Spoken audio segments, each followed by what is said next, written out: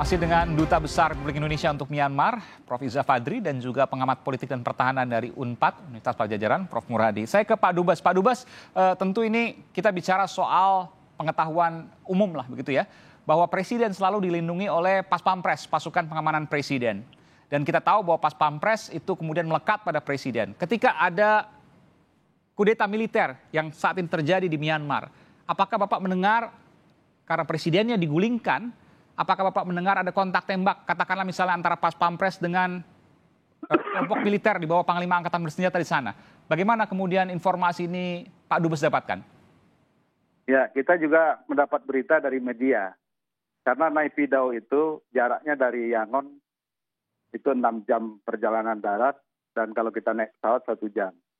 Jadi informasi tentang itu kita dapat dari media, kemudian juga dari keterangan resmi yang diberikan oleh pemerintah, termasuk dalam hal ini oleh acting presiden, kepada seluruh kedutaan, dan itu yang menjadi rujukan kita. Jadi informasi apa Pak yang didapatkan? Apakah ada kontak tembak? Bagaimana kondisinya? Apakah mencekam? Sejauh ini beritanya sama dengan apa yang diterima oleh Kompas TV, bahwa Daw Suu dan Presiden itu ditahan di rumah. Kemudian juga situasi, kalau di Yangon sendiri situasi sampai saat ini normal, dan aktivitas hanya berubah sedikit dengan adanya masyarakat yang berupaya untuk membeli keperluan makanan. Memang informasi di sana sejak lama memang tertutup Pak ya, tidak seperti negara demokrasi begitulah ya? Jadi kalau saya menganggap bahwa ketika kita bicara dalam konteks itu, maka konstruksi politik setiap negara berbeda. Baik. Jadi, kita tidak bisa samakan.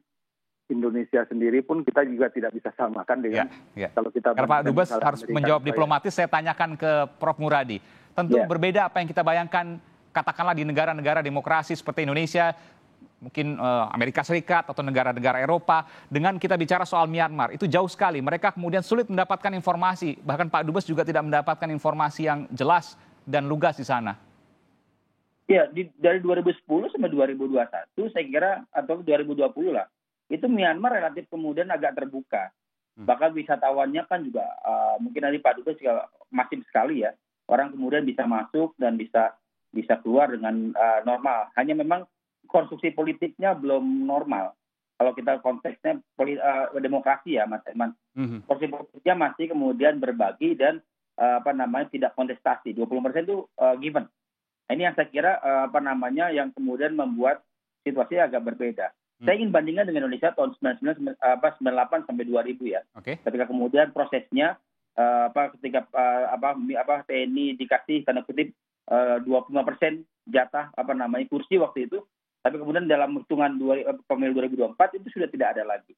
Artinya maksud saya kita sipilnya relatif baik untuk kemudian melakukan konsolidasi politik dan demokrasi lebih cepat dibanding kemudian di Myanmar.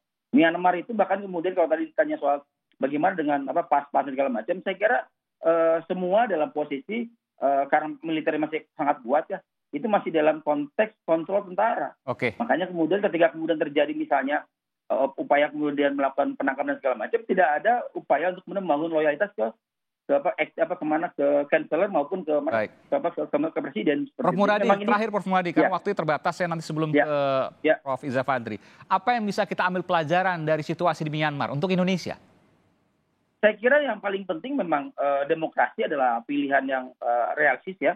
Saya kira dengan konteks hari ini kita bisa memahami bahwa tentara kita, polisi kita itu ada dalam posisi yang kemudian di bawah supremasi sipil. Saya kira itu juga sudah cukup baik, dan saya kira dalam beberapa hal kondisi di Myanmar itu tidak akan kejadian di Indonesia. Karena apa? Karena tadi salah satu prasyarat itu kita sudah punya. Apa itu prasyaratnya adalah dalam konteksnya adalah misalnya bagaimana kemudian konsolidasi sipil itu lebih menguat, dan saya kira itu yang menjadi nilai yang tambah dibandingkan dengan Myanmar.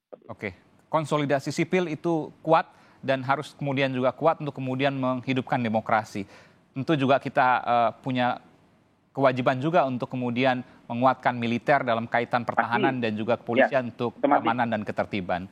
Baik, terima kasih Prof. Iza Fadri, Dubes Indonesia untuk Myanmar.